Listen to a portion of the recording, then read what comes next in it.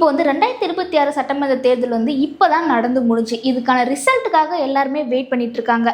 இந்த சமயத்தில் இப்போ 4 முனை போட்டியாக எல்லாருமே இப்போ போட்டி போட்டாங்க இல்லையா? அந்த 4 பேரில் திமுக, தாவேகா, அதிமுக, நாத்தாக்கா இவங்க எல்லாருமே இப்போ என்ன பண்ணிட்டு இருக்காங்க அப்படின்னு தான் இப்போ சோஷியல் மீடியாவில் போயிட்டு இருக்கு. முதலமைச்சரும் அவருடைய மனைவியும் வந்து கொடைக்கானல் போயிட்டாங்க.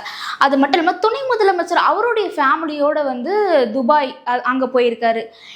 இந்த மாதிரி இருக்கிற சமயத்தில் அதிமுகவில் வந்து தேர்தலுக்கு அப்புறம் அவங்க பிரச்சாரத்தோடு போனவங்க தான் அதுக்கப்புறம் என்ன ஆனாங்க என்னன்னு ஒரு இன்ஃபர்மேஷனும் இல்லை.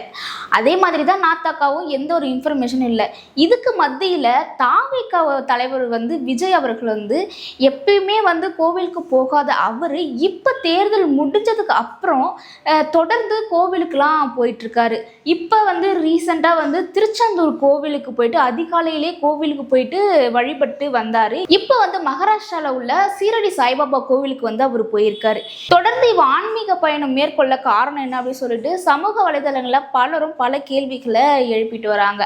இதெல்லாம் ஒரு பக்கம் இருக்க, மதுரையில் வந்து அஜித்தோடைய ரசிகர்கள் வந்து என்ன பண்ணியிருக்காங்கன்னா, யார் யாரோ வந்து அரசியலுக்கு வராங்க அப்படின்ற மாதிரி விஜயை குறிப்பிட்டு நீங்கள் வந்து அரசியலுக்கு வாங்க, தமிழ்நாட்டு மக்களை மாற்றணும் அப்படின்ற மாதிரி ஒரு போஸ்டரை வெளியிட்டிருக்காங்க. இதுவுமே சமூக வலைதளங்களில் ரொம்பவுமே ட்ரெண்டாக போயிட்டு இருக்கு. இந்த கருத்துக்களை பற்றி நீங்கள் என்ன நினைக்கிறீங்கன்னு சொல்லிட்டு கமெண்ட் பாக்ஸில் கமெண்ட் பண்ணுங்கள்.